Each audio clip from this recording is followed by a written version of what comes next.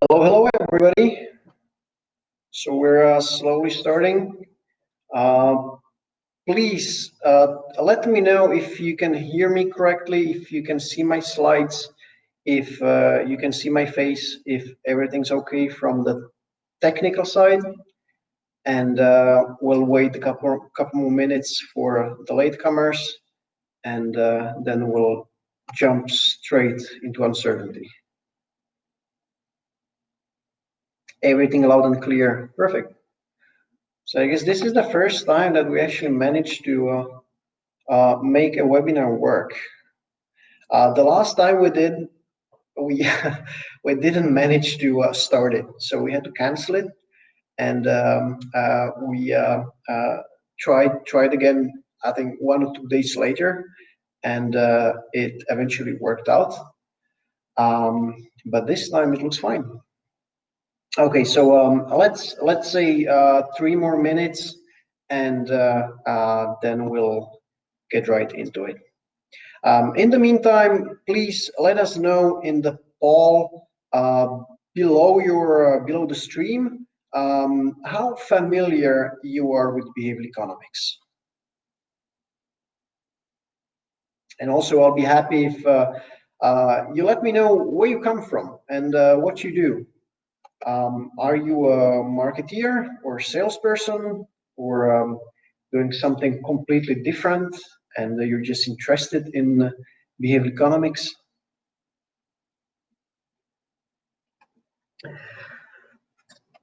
Well, I see that there is Johan Larsson, for example. So Johan, what do you do?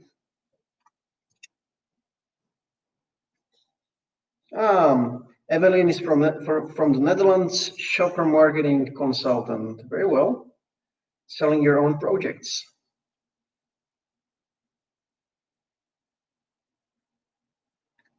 Fine, so some marketeers around here. Some French people, Slovakia, South Africa, Germany. Great, we're still getting more people connected, so let's wait a little bit longer.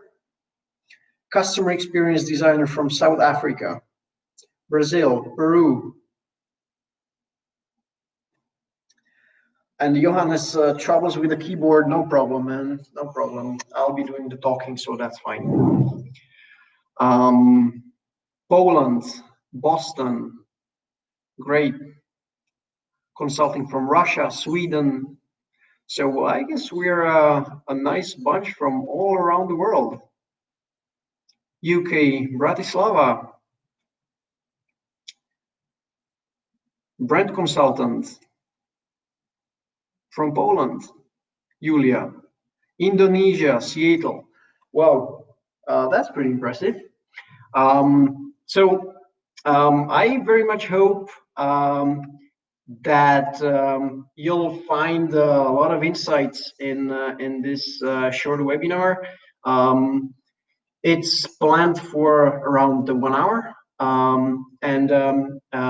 The way it will work is that I've prepared a couple of slides. I've prepared a presentation about a couple of things, and throughout the presentation I'll be asking you some questions, and for some of the questions you can vote in the poll below the screen or below the stream.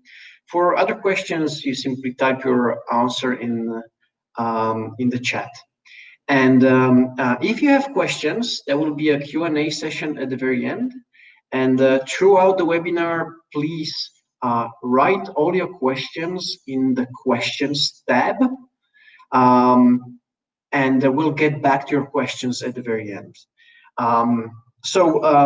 These are a couple of say, let's call it the rules, how this works.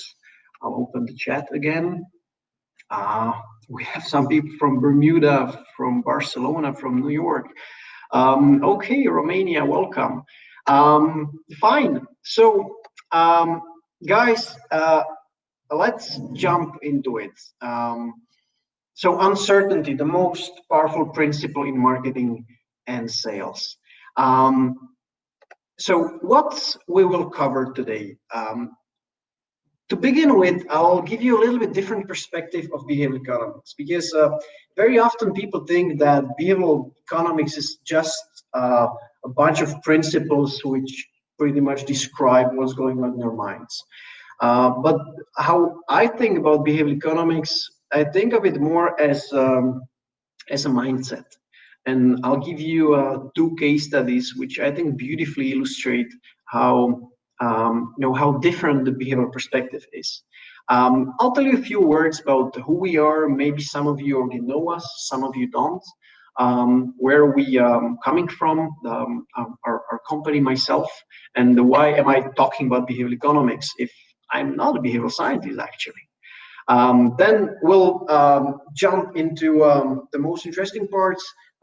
First, I'll talk about the biggest mistake in marketing and sales, which we have encountered in many projects with many clients, huge insurance companies, banks, telco companies, which haven't grasped this one very important principle, and then we'll cover uncertainty.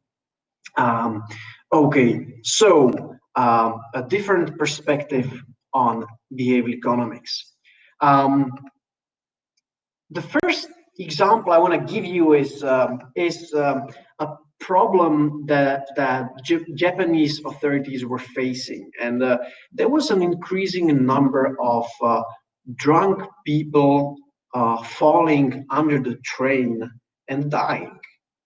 And they somehow didn't know how to tackle this. And then they spent hours and hours and hours examining CCTV videos and the recordings and trying to figure out what's actually happening to those drunk people, because usually the accidents happened in the early hours of the morning, and you can imagine people sitting drunk on the bench and half asleep. And now, as the train is approaching, you have this announcement, and it wakes them up. They jump up from the bench, and then they fall under the train.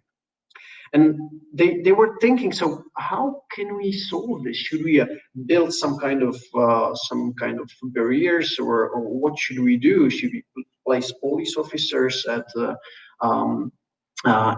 train stations, which would be extremely expensive? And so what they decided to do was ingenious. It completely solved the problem, and it was extremely easy. So how did it look before this solution was introduced? The benches were facing the railway, and as the person jumped up from the bench and fell, he or she fell directly under the train. So the solution was this. They simply turned the benches. Now the people wouldn't fall under the train, simply fell on the ground, and they were not killed. And I think when I heard this for the first time, I was like, no, are you kidding me? This is great. I mean, this is awesome. And this is what the behavioral perspective is about. It's not, it's not always that we must look for a complicated solution if we're facing a complicated problem. Sometimes the solution can be extremely simple. And the second case study I want to give you is a case study by Rory Sutherland. You maybe know Rory Sutherland. He's the vice chairman of Ogilvy in London. And this case study is about a direct mail campaign, a fundraising campaign. So every year in the UK, thousands and thousands of volunteers hand deliver letters to households, asking people to donate money for a good cause. And so they experimented with 6 different interventions, which were aimed at increasing the donations. And I'll tell you about 4 of them. And actually, this is a case study which Rory Sutherland presents in our online masterclass, Behavioral Economics and Psychology in Marketing.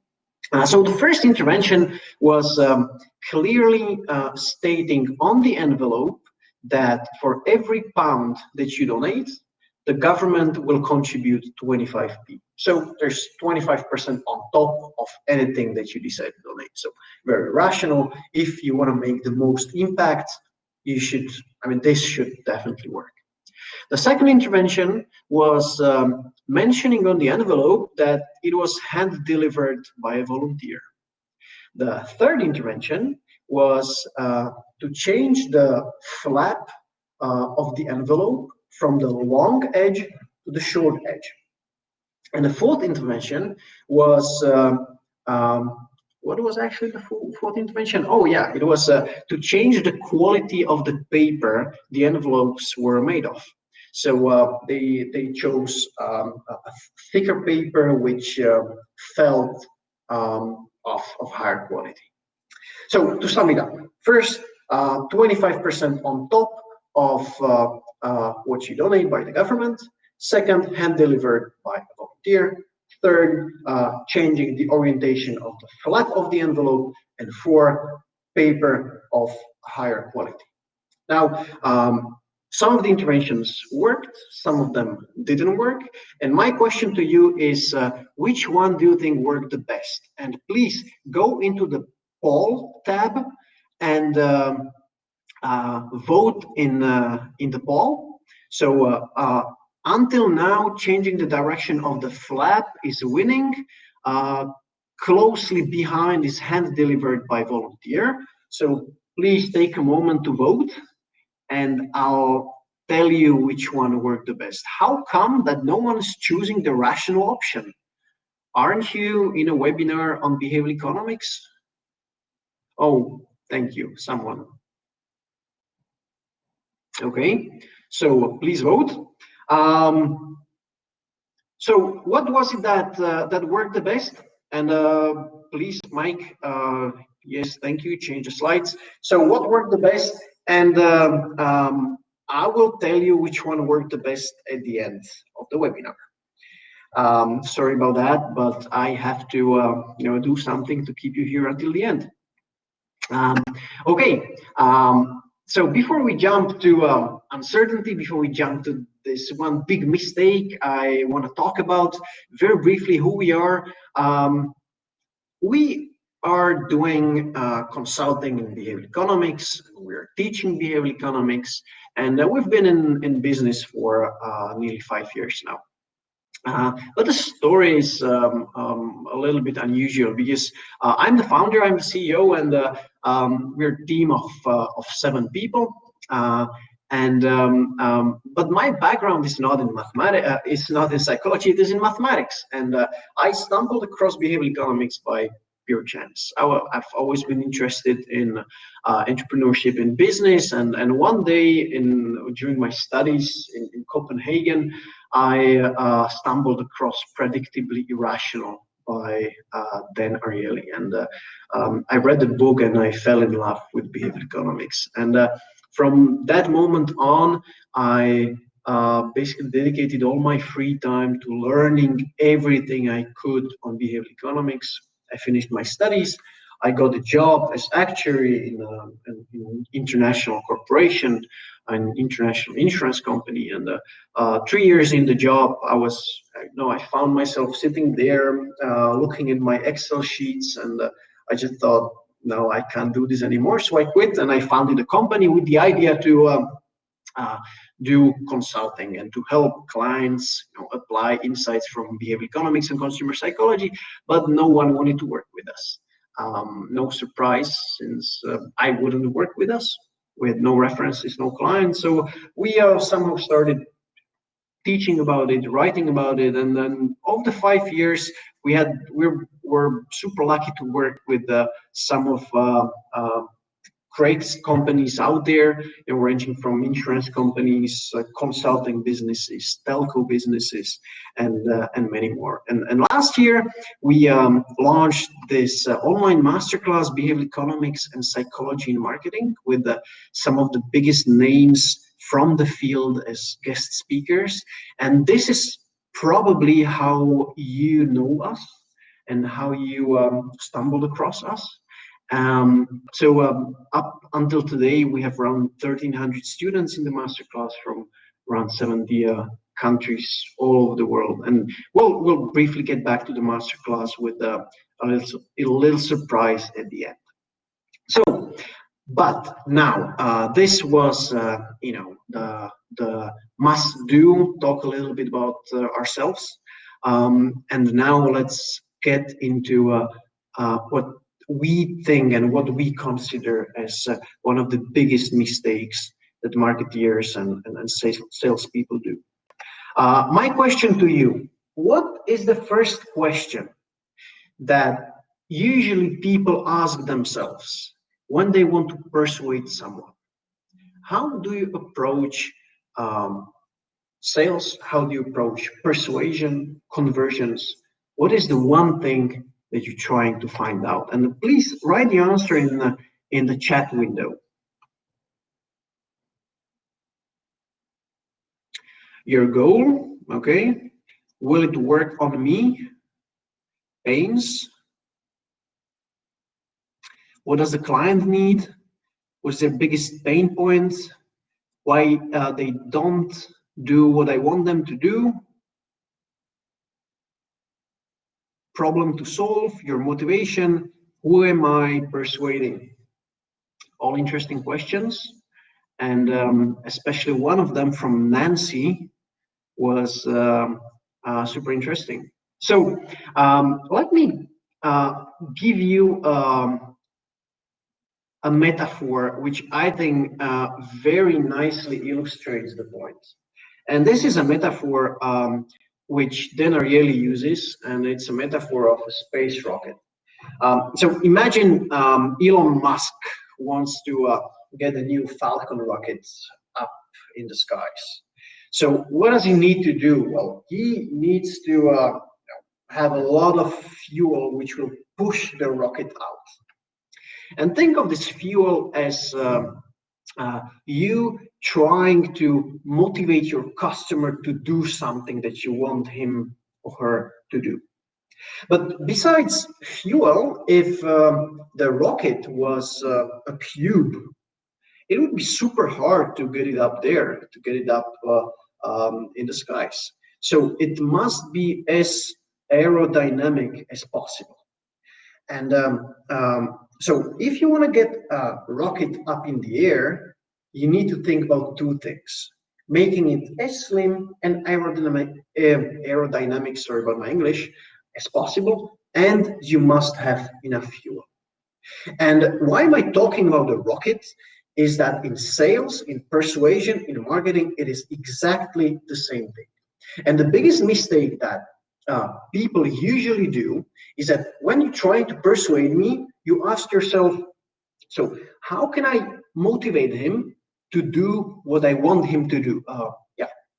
So what is his motivation? How can I change my offering so that it seems more appealing? So the motivation goes up. And this is not a wrong question, right? Don't get me wrong. I mean, you should ask yourselves the question, but not at the beginning, because there is a one much more important question which must be answered. And this question is, why aren't people doing what you want them to do? Because you can have your product, you can have your offering, you can have your service, and there is 100 benefits of it. It's a great product. But there is one thing which is holding people back. And despite the fact there is 100 benefits, they will never, ever do business with you. That's why it's so much more important to understand all the reasons why people are not doing what you want them to do. And only after you figure this out, only after you have tried to remove all the barriers, after you've tried to remove all the obstacles. And be careful here, because it's not only objective obstacles, like the number of steps in a checkout funnel. This can be very much psychological or subconscious obstacles which are holding people back.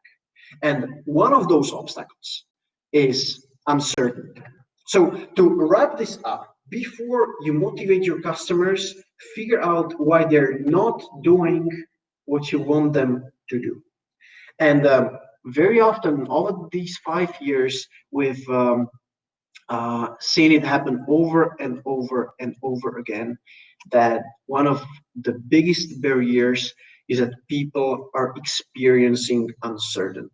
And it has become some kind of mantra for us. And it's one of the biggest aha moments that our customers, people who attend our workshops, our seminars, presentations have, is when they understand how crucial removing uncertainties from the entire process is. And let me begin with one example of a cheese.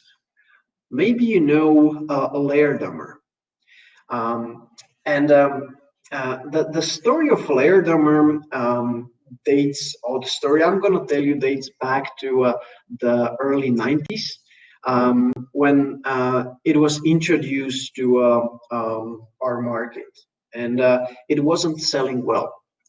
So the marketeers and the product people tried to figure out what's wrong, and they conducted interviews, focus groups, and they found out that people loved the cheese, the taste. So the taste wasn't the problem. The price wasn't the problem either. It wasn't more expensive than other cheeses. Despite that, there was something which stood in the way, and people were not buying it.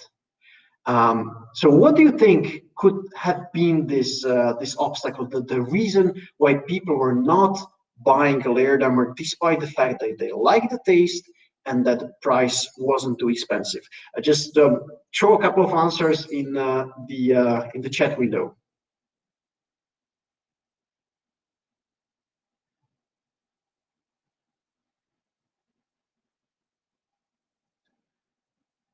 Oh, do not cover the bread toast. That's a good one. The smell, okay. There's some interesting answers. The name, they don't know who they are. Okay, that's an interesting one. The name, obviously. Embarrassed trying to pronounce. Very, very good answers there.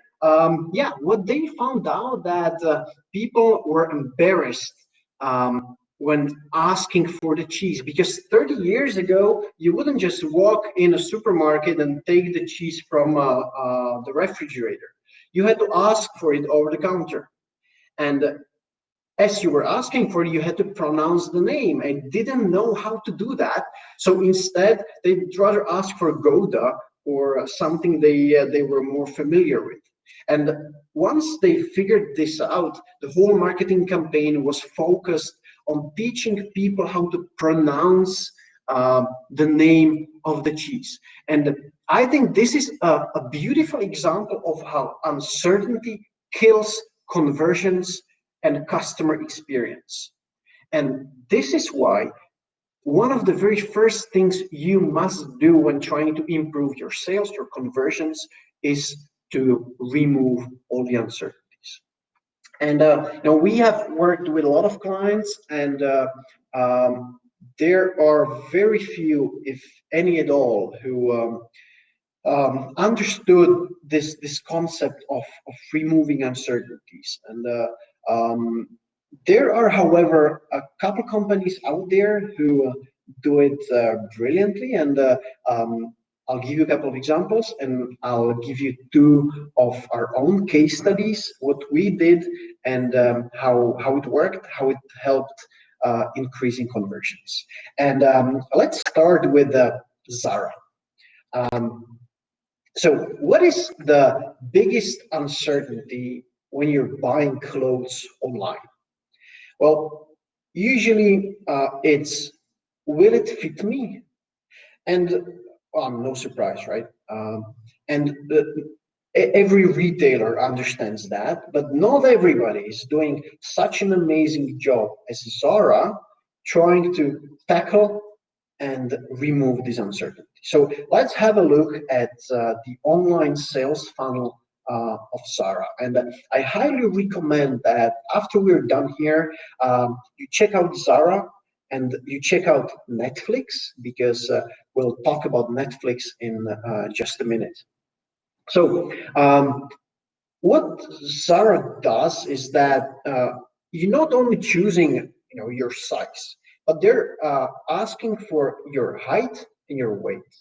And then they add an explanation. It's not on the slide, but they tell you why they're asking the question. It's not that they want to, then retarget you with the ads of fat people or tall people or short people. But yeah, that based on age and weight and height, the size can be different. So then they ask you, how do you want the trousers to fit? Tight, perfect, loose. Then you go further, and then you can select your figure, and you can select your shape. Now, it's all steps which are reassuring you that the size which will be chosen for you at the end will fit you correctly. And then ZARA understood one more thing, that in situations of uncertainty, there is one other principle which can be used beautifully and which helps remove uncertainty very well. And this principle is social proof. Have you heard of social proof before? Maybe you don't know it by the name, but you've seen it in basically everywhere. If you go to booking.com, you can see how many people have booked this room in the past week. If you go to Amazon, you can see how many people bought this book or this TV, right? So this is social proof. It basically says that what other people do influences us. Yeah, so that's in brief social proof. What is interesting about social proof, there's a couple things, but one of them is that social proof is the most effective in situations of uncertainty. So let's have a look now at how ZARA uses social proof at the very end of the funnel, at the in the place where the decision actually happens. So after you go through this process, you are told what size should fit you well. And what ZARA adds is that 66% of people like you bought size 38. And then they go into more detail. Size 38 was bought and not returned for size by 66% of shoppers, right? So this is a beautiful example of how social proof is used to remove uncertainty. There are other retailers who are starting doing it, but ZARA is really doing a really good job. Let's now jump to another example, and this is one of my very favorite examples, and that's Netflix. I guess you all know Netflix. For those of you who happen not to know it, it's an online streaming platform for films and TV shows. Netflix, I think, in my opinion, it's by far the best examples I stumbled across, how Netflix was able to understand what's going on in the minds of their customers as they are going through the funnel. But let me ask you a question. When maybe some of you are using Netflix, maybe some of you are not, but there is a 30-day free trial. So what are the uncertainties, do you think, when you're deciding whether to sign up for its free trial or not? Just throw a couple of answers in the chat window. I'm wondering what it is. When will I be charged? Unsubscribe. How can I unsubscribe? Sorry about that. How easy it is to cancel. How can I cancel? Forget to cancel a subscription. Exactly. This is exactly the uncertainties that we all go through, because every one of us has experienced signing up for something, giving my credit card, and then forgetting to cancel it. It happened to me with Amazon Prime. I only wanted one book, and I used their 2-week free trial Amazon Prime, and I ended up paying the whole year. I signed up for some roaming package with my telco operator, and I ended up paying it for 2 years, and I never used it. And I guess it happened to all of us. And Netflix understands that this is something that everybody fears. And let's now have a look at their sign-up process and how they're tackling all these uncertainties. I think I don't really have to talk about the benefits of Netflix. Of course, the benefits are that you can watch basically everywhere. You have hundreds and hundreds of great films, TV shows. You can watch on any device you want. Um, and notice that none of those benefits is mentioned anywhere in the checkout process or in the sign up process. So this is the first step.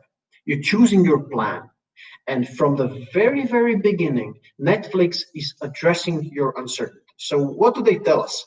You won't be charged until after your free month ends. We'll remind you 3 days before your trial ends. Now, commitments cancel anytime. So all the 3 bullet points are addressing uncertainties. No benefits, no talking about the millions and millions new subscribers every month. Not the mention of the thousands of films and TV shows. No, only addressing uncertainties. The second step is that you need to choose one of the 3 packages, or one of the 3 types of subscription: basic, standard, or premium. And if you're doing this for the first time, obviously you're not really sure which one will suit your needs. You don't know if you'll need to have Netflix available on 1, 2, or 4 screens. If you want to watch with your spouse or your kids at the same time, right? So you don't know all of that. And Netflix realizes that you don't know. That's why they tell you downgrade or upgrade at any time. Because what they want to achieve is that you don't think too much. You know this concept of system 1, system 2? Basically, very briefly, it says that Daniel Kahneman, the grandfather of behavioral economics, came up with the concept that what's happening in our minds when we're making decisions, there are basically 2 systems driving our behaviors and our decisions. One very fast, automatic, he calls it system 1, and basically you can think of it as an autopilot. And the system 2 system, the system 2 is very energy consuming, is very slow, and is tougher because it's very analytical. So it makes you think, and you do all the impulsive decisions based on your system 1. And Netflix exactly wants you to remain in the system 1. They don't want you to switch into system 2, because research shows that when you experience uncertainty, you obviously start looking for the answers that you're missing. And as you're looking for the answers, you switch to system 2, and you start to question, and you start to critically assess everything that you're looking at. So they try to keep you on system 1. That's why they reassure you all the way, and they're trying to remove all the uncertainties that you can experience. Okay, next step. And this is the crucial step where you need to insert your credit card information. And so what Netflix knows is that, so this is exactly the moment when we need to be at our best, because this is the moment when the customer decides to take out the credit card, enter the details, and very likely stay in the service after the 3 month ends. So what do they tell us? They say exactly cancel before a date, which is exactly 30 days from now, to not be charged. As a reminder, we'll email you 3 days before, because they know that the biggest concern is that I'll forget about it. That's why they tell me, don't worry, don't be afraid that you forget, we'll remind you. And now suddenly you have no reason not to sign up, because they have managed to remove everything that you were concerned about. And the last thing, no commitments, cancel anytime. So this is I think one of the most beautiful examples in business, how uncertainty should be removed and how companies should communicate to customers.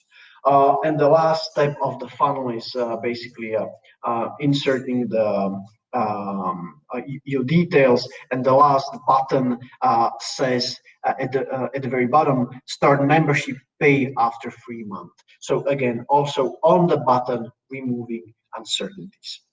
So this was Netflix, my favorite, and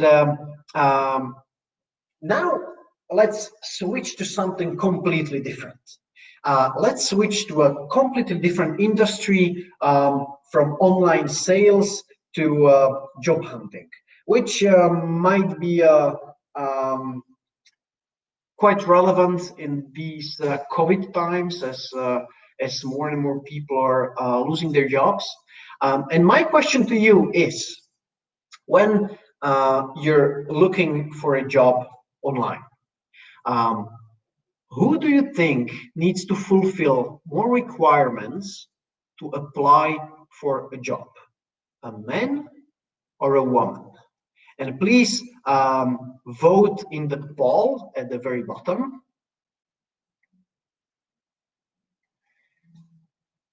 And this is not a sexist question. This was actually shown in research. So 3/4 are in favor of women apply only if they fulfill 100% of the requirements. Okay. So many people in favor of women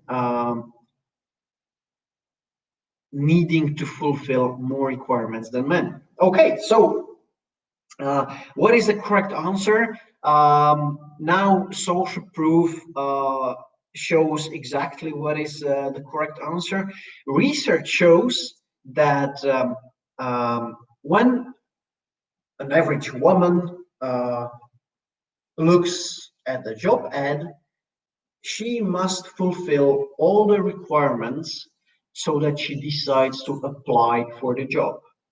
On the other hand, men only need to fulfill 60%, and they will send their CV anyway. So how did we use this in one of our case studies? And this was a case study for a job portal or a job posting website, and they asked us to help them increase the number of people actually sending their CVs after viewing a job ad. What we did was that we designed, I think, 5 or 6 different interventions. They were all tested at the same time, and we managed to increase the conversions by, in some instances, by more than 120%. But what did we do in this very specific case? You know, we usually what we do is that when we get a new project, we try to dig into research. What has been studied? What new insights do we have about the topics that about the topic in question?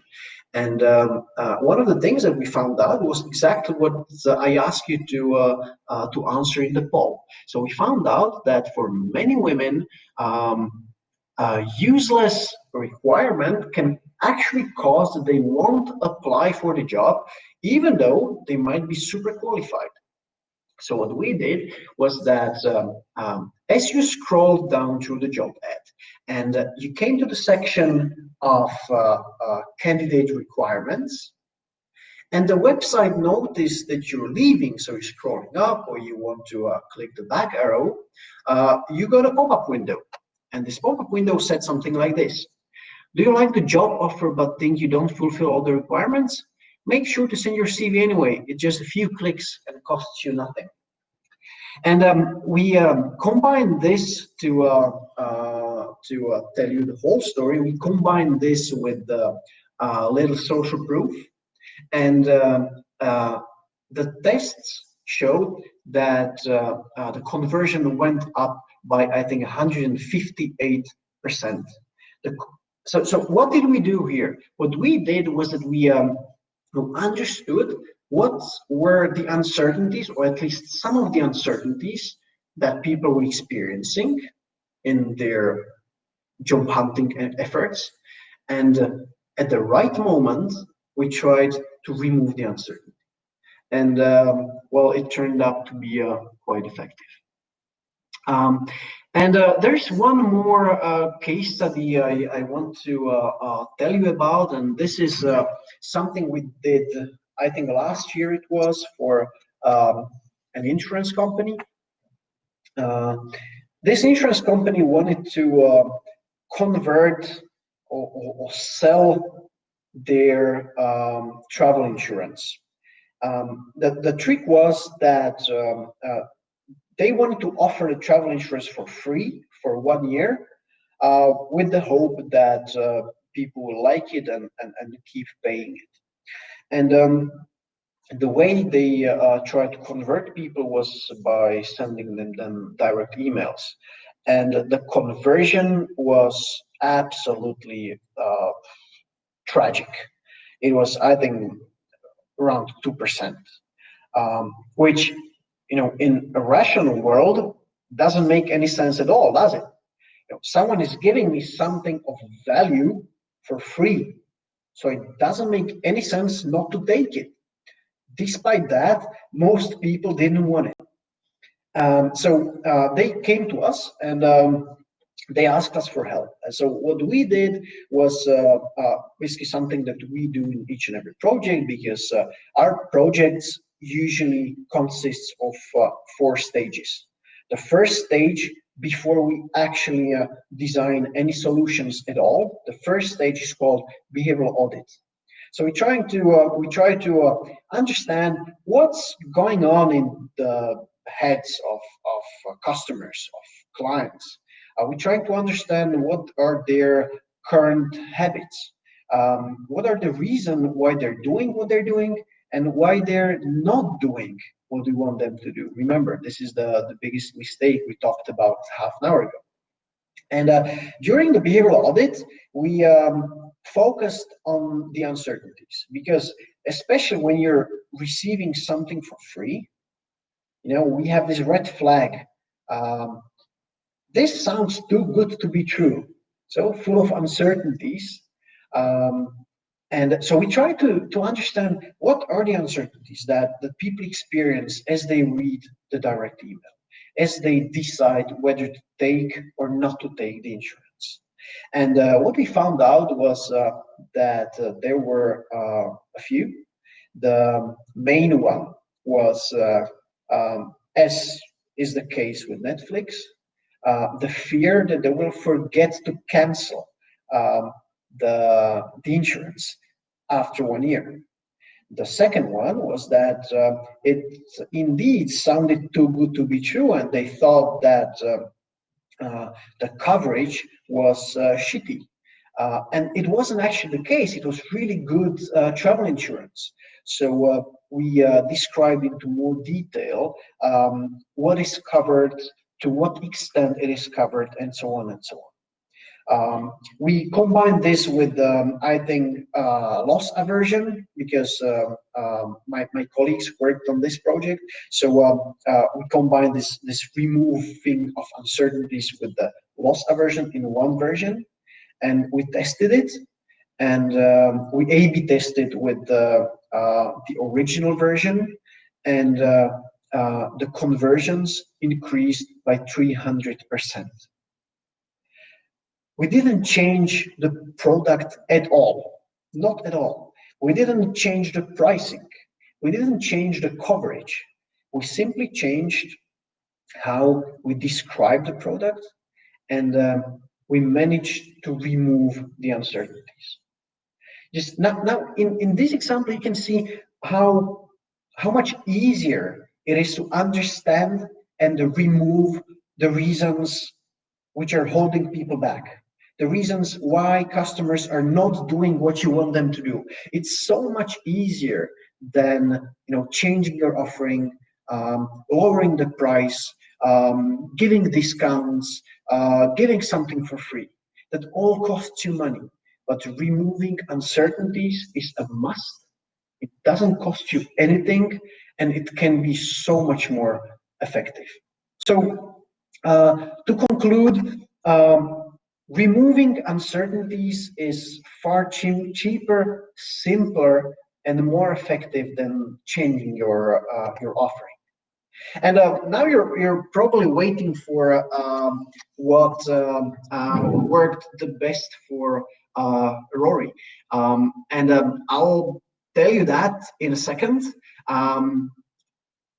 But before that, I want to tell you just a few words about if you liked this whole topic of uncertainty, you want to learn more, have a look at this behavioral economics and psychology marketing masterclass, because there is you have Rory speaking in there, Sam Tatum from Ogilvy, and the fourth speaker is probably the biggest name in behavioral economics in the world currently. He's the surprise guest there, and altogether you have 7.5 hours of video lectures, 13 ebooks on each ebook on a different principle. The same, you have one ebook on uncertainty, and then 12 other principles are covered, more than 50 case studies, and we have a little surprise for you. And we would like you to vote, because we want to give you a discount for this masterclass. And it's up to you what discount you choose to get. So if you scroll down, you can choose between 0%, 15%, and 25%. There are some people who want a 0% discount. I very much hope it's my colleagues. So I guess that 25% is winning. Yeah, no surprise. I think we switched to the rational world currently.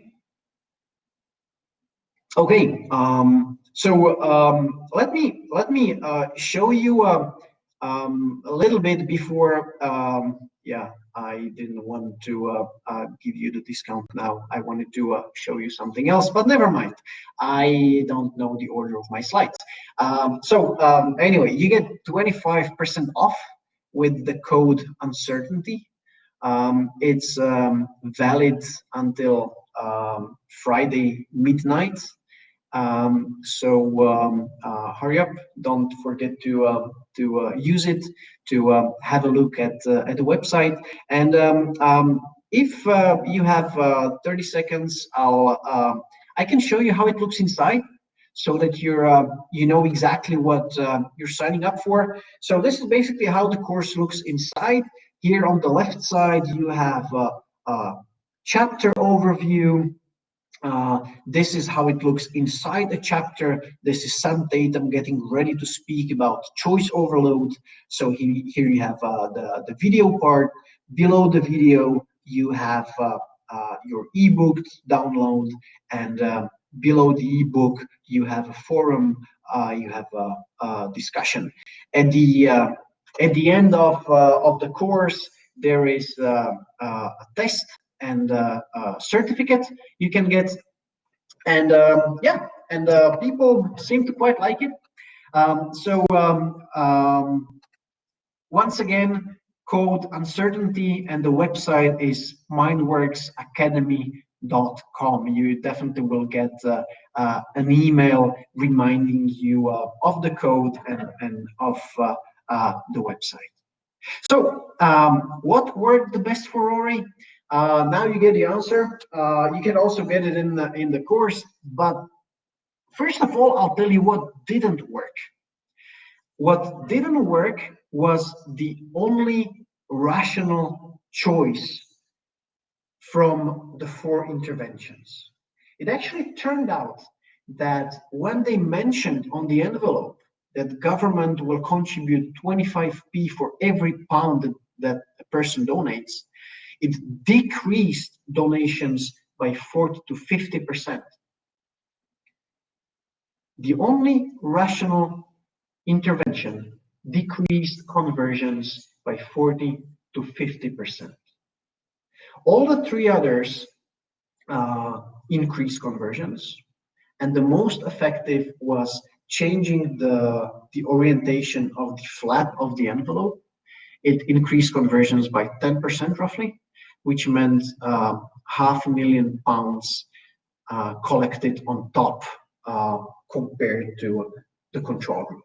So to conclude with is a statement I like very much, and I think it nicely summarizes what the behavioral mindset is about.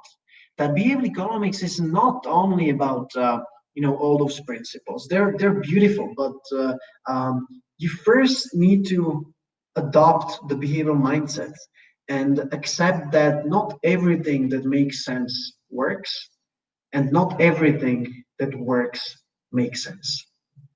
So this is in brief uncertainty. This is in brief the behavioral mindset. And if you would like to ask me anything, this is my email address. I'll be more than happy to chat to you, to advise you, to recommend you whatever you need. And if now is the time for questions. So please don't write the questions in the chat window, but in the questions tab. So let's have a look here.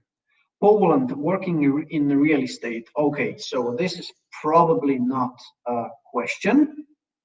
Martin is asking, how can I help this person? I don't really know what person, so I'll jump to Jerry.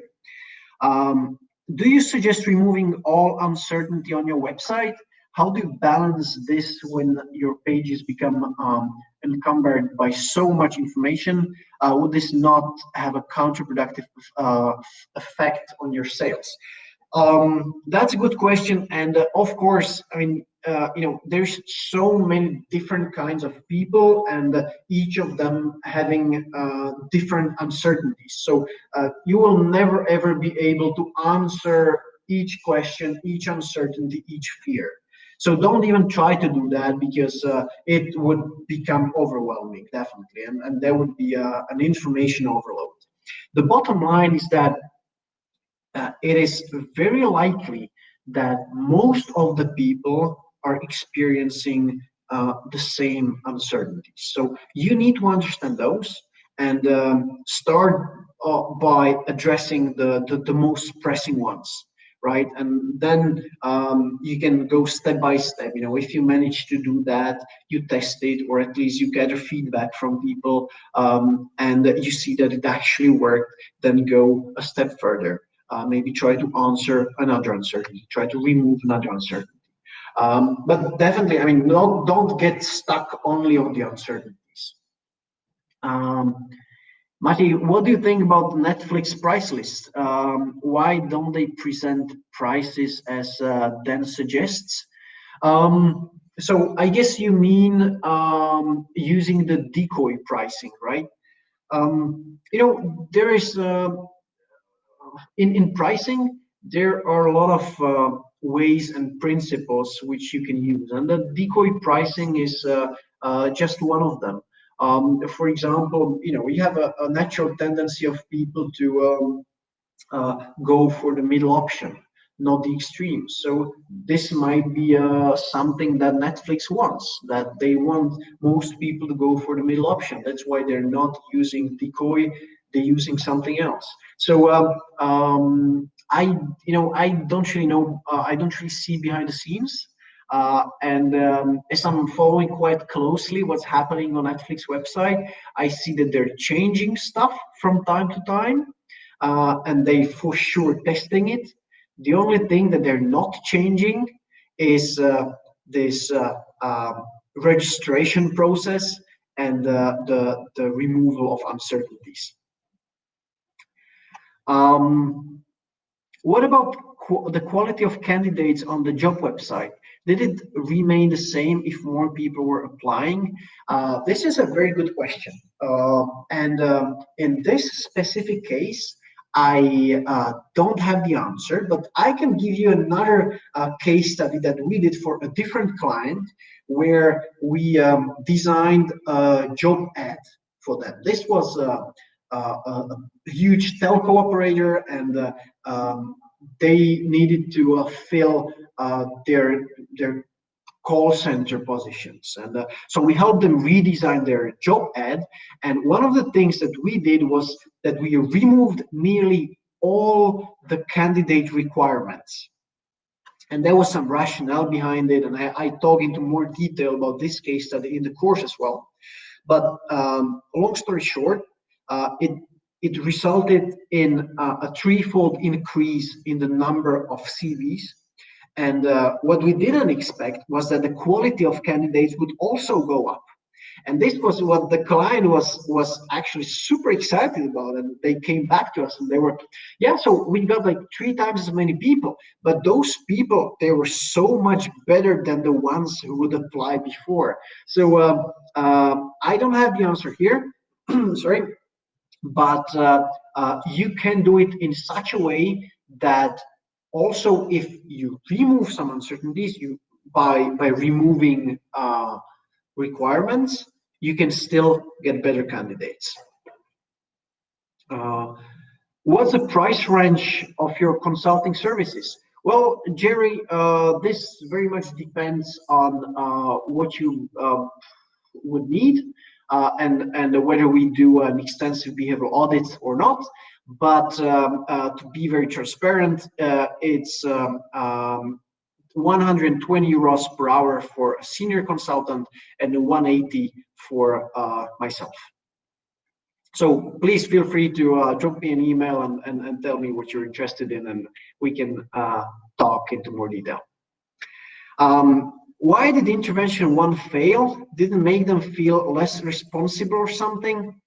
Another very interesting question, which we can only guess what is the answer, but I would think that it goes in the problem with the first intervention in the direct mail campaign was that you kind of killed the intrinsic motivation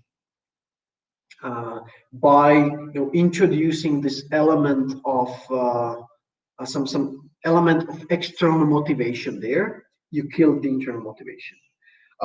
So there's a lot to say about how motivation works, what motivates us, what demotivates us, and my colleague Mike and Nikki are better experts on that. So Dan will be happy to talk to you about motivation into a little bit more detail.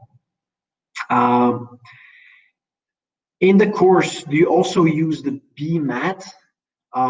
What is the BMAT? Sorry, BMAT or BJ Fogg? No, BJ Fogg is not in the course. He's a great expert on habits. We don't cover habits in the course. We cover other stuff. So no, BJ Fogg is not there. A bigger star, forgive me, BJ, is in the course.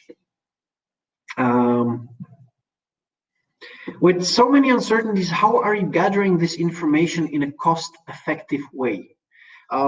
Jerry, can you please elaborate, because I'm not sure I know what information you have in mind.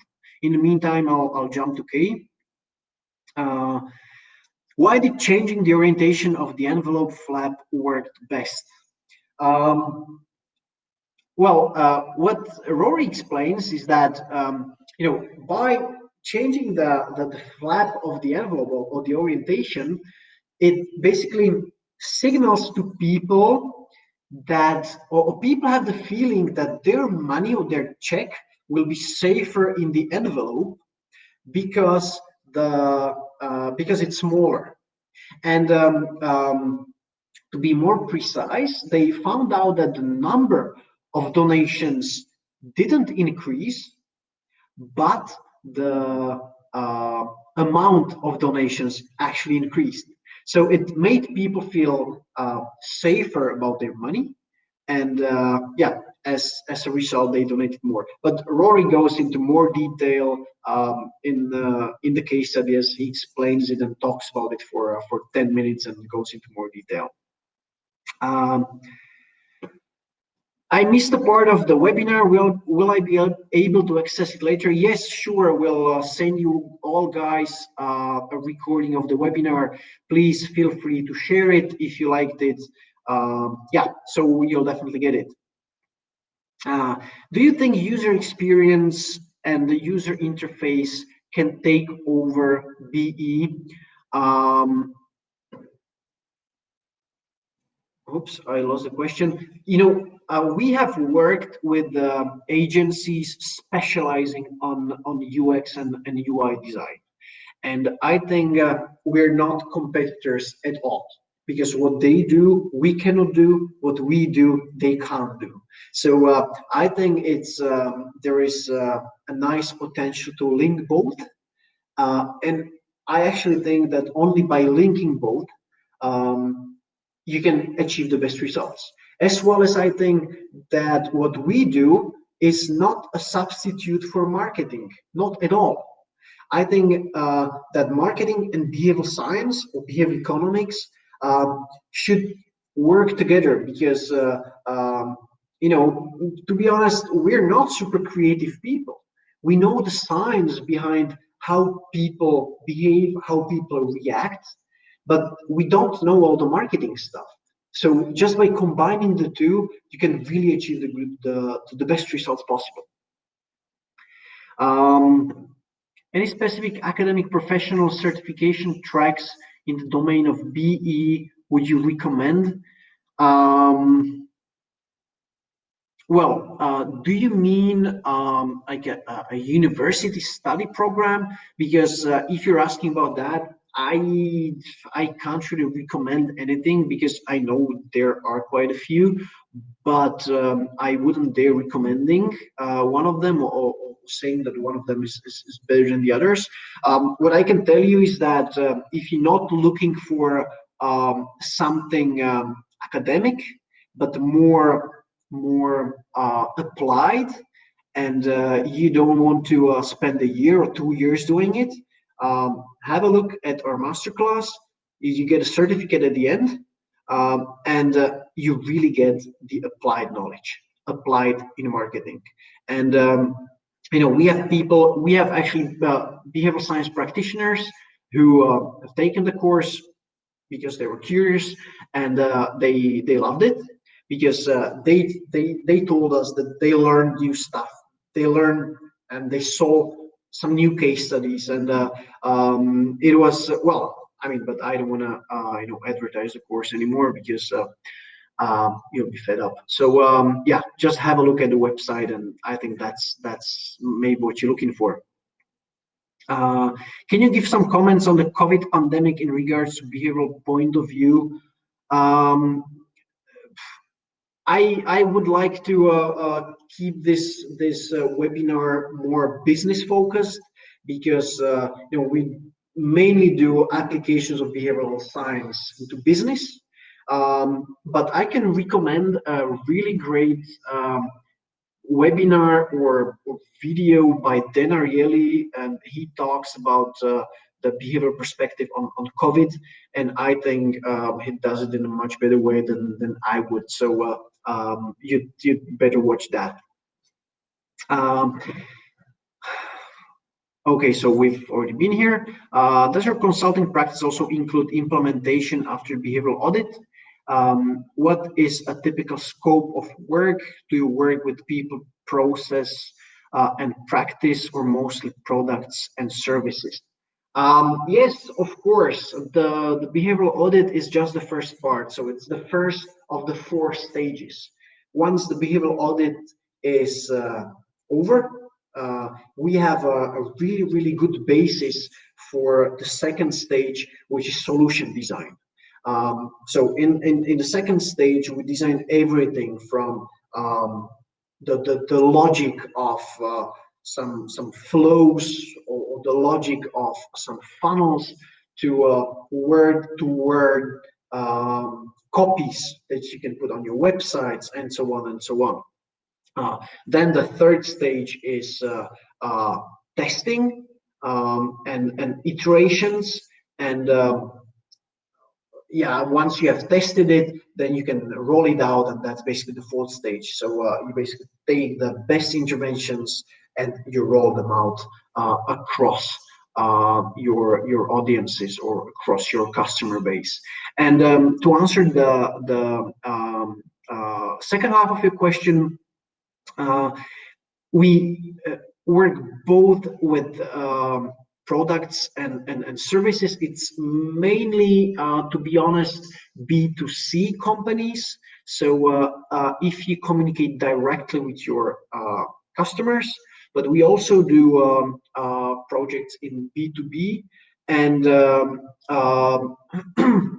so basically the 3 areas where we work is marketing, sales, and HR.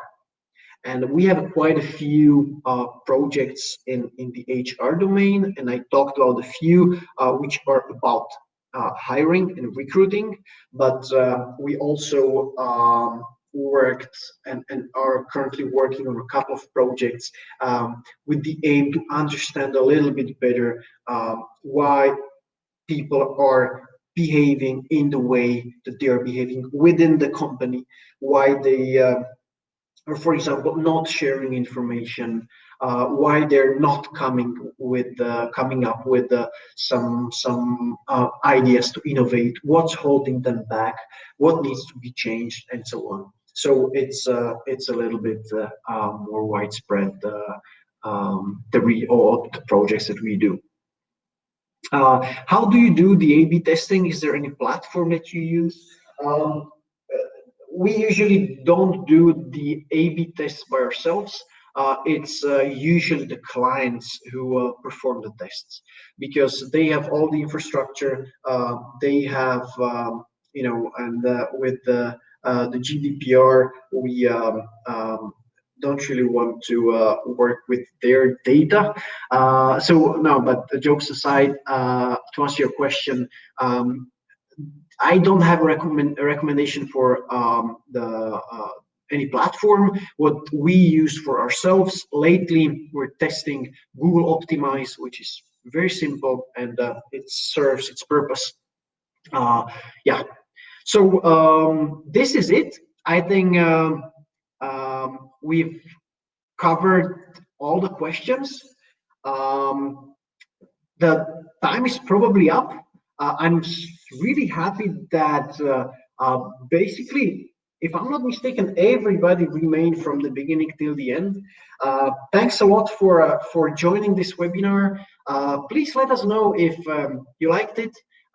What would you like to hear about next time? And one more thing at the end that I just thought, we are, and this we haven't shared anywhere yet. But we're thinking about a new project, a global project which should be called InsideBE.com. And this should be a platform dedicated to behavioral economics in business. So basically a place where you get and you can learn, read about case studies, about how all these amazing insights are applied into business. Because we feel like that this is missing.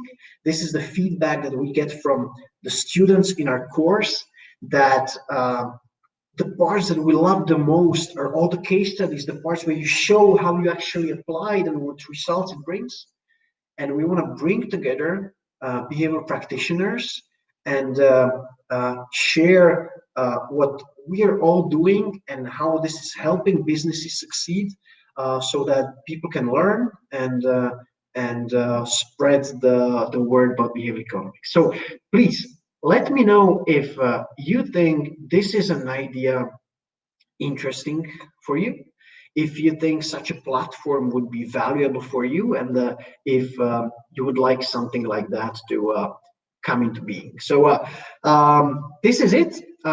Thanks a lot for joining. It was a pleasure, and I very much hope that we'll be doing these webinars a little bit more often. So for those of you in Europe, have a good evening. For those of you in the US, have good morning, and see you soon. Bye-bye.